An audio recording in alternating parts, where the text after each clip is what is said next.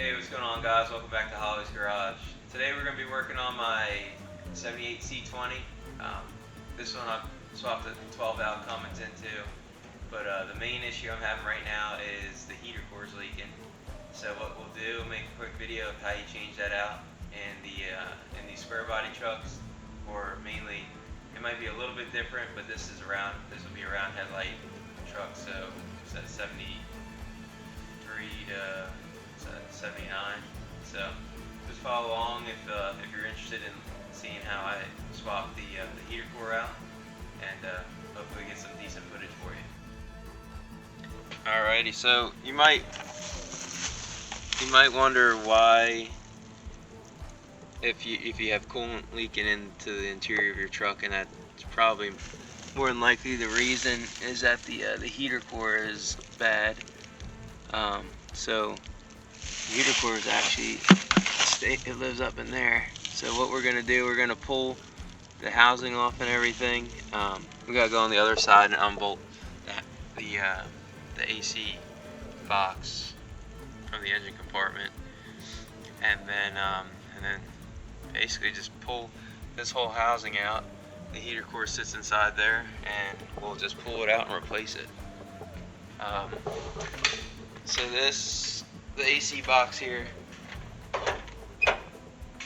this is what we're going to end up having to remove. So there's 4 bolts. There's one here, one there, there's one tucked down in there. It's kind of a pain in the butt to get to. Then we got another one down in here. So we'll unbolt those, and they're just studded.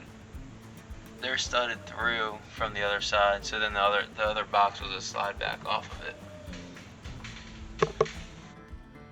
So these 4 bolts are 7/16. Now they back right out real easy. So we'll get them out, and then I'll move to the inside. You also are gonna have to unhook the heater hoses. I guess you could drain your coolant. I'm just gonna clamp these off, and then that should keep. I mean, there is still gonna be coolant in the heater core itself, but it's leaking pretty good right now. So by the time I get it out, it might be completely out and dry. But so I'm just gonna clamp these hoses off with some hose clamps, and then we'll pull them off the heater core also. Alright, so the bolts are out, the hoses are off. I just clamped them off instead of draining the coolant and everything. You'll get a little coolant that'll leak out of the backflow out of the old heater core. But this box is off. You don't even need to take this off. You just need to loosen it so you can slide the one on the inside off. And now we'll move into the cabin and get that all pulled apart. Alright, so now we're in the cab. And oh, Quimby's here. What are you doing? Get this wiped up real quick. And then put it back down.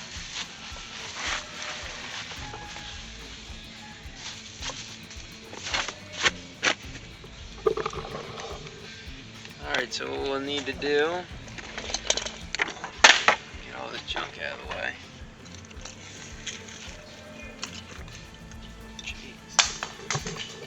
Alright, so what we'll need to do is unbolt, or unscrew. There's some screws up here. We'll pull the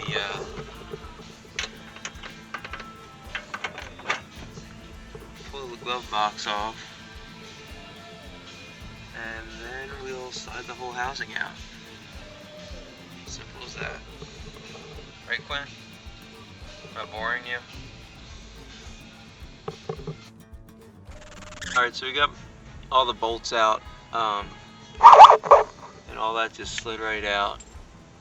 It's hard to try to get a good view of it with it.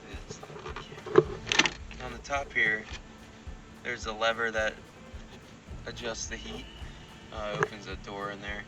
You just have to unscrew that, and then lift up. There's a little washer that's up on the top of that rod there, and the wire comes right off. And then there were this all just slid right out, and then that was it really. There was one bolt. There was one little screw way in the back there that was holding it together. That's all. So now we'll pull the whole box out. I'll need 2 hands to do that. And then we'll just pull the heater core out and swap it out.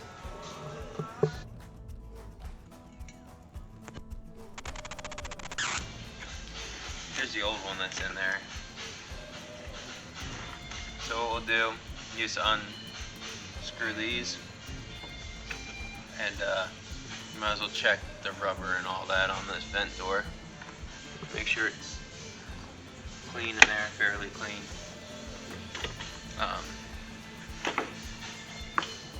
And then we'll just slide this right out, and after we take these 4 screws out. Alright, so they're all out. There's three screws on the top you pull out. You line this vent door up with this slit here, and it pulls right out. Then you got a screw up here in the front, and then 4 around the side there.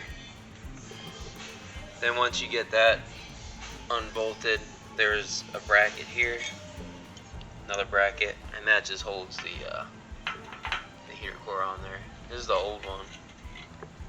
Fins are a lot bigger than the new one.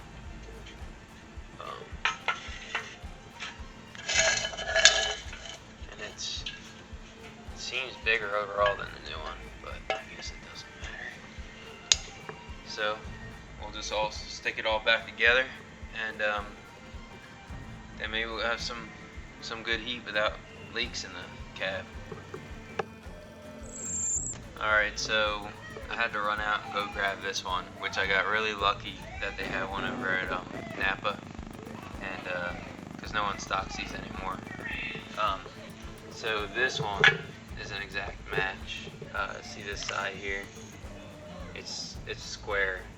The other one I had a little bit of a bump out here, and I'm guessing that was for a newer Squarebody. So I think that was for like the quad headlights, or it was early 80s to late 80s and early 90s. So, but this one should work perfect. It fits in there right. So we'll get all this together and get it all bolted in and slap it back in the truck. Looks like, I'm not sure how this happened, but that's probably would explain why I had a hard time getting that bottom nut out. Guess I'm gonna have to cut that one.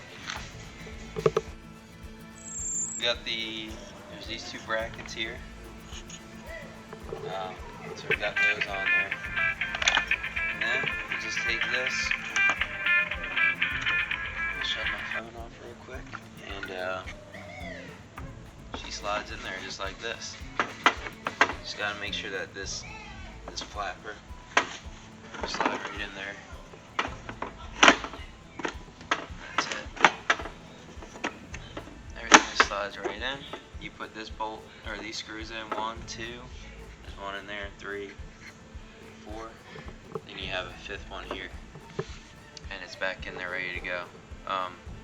If your truck's been sitting out in the field or something like that for a while, and you got it, I would check in here, make sure there's I would just clean all that out. There could be, mouse droppings, all that other shit in there. So just I'll just clean all that out and slap that thing back in there.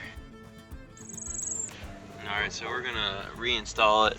Make sure you hook up all the cable linkage you have for the door, all the vacuum lines, the actuators, and make sure that they go to the correct ones. And that's it really. It's pretty simple to reinstall. It's the same exact way. And these actuators, they're the lines. They have these little fitting, or little, I don't even know what you want to call them, like some sort of crimp thing. But that that you stick on there, and they just slide right on and off. They're kind of a pain in the butt. We'll make them work. What are you doing? Cornhole yet? No. No? Alright, we'll grab that box, or I put it somewhere. There it is. So we'll put this back in there. And then we'll be ready to go for the rest of the winter, hopefully. Alright, so I think we got it all fixed, so let's start it up and make sure it's not leaking.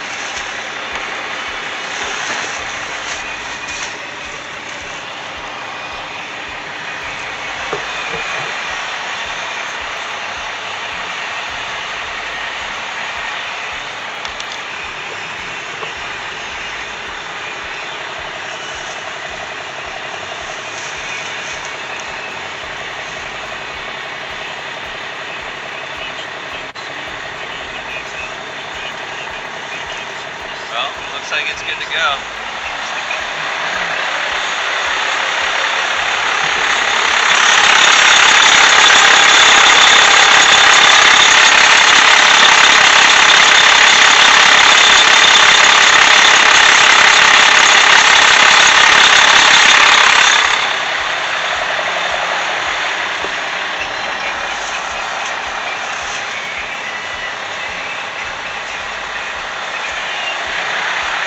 Yep, looks like it's all good to go.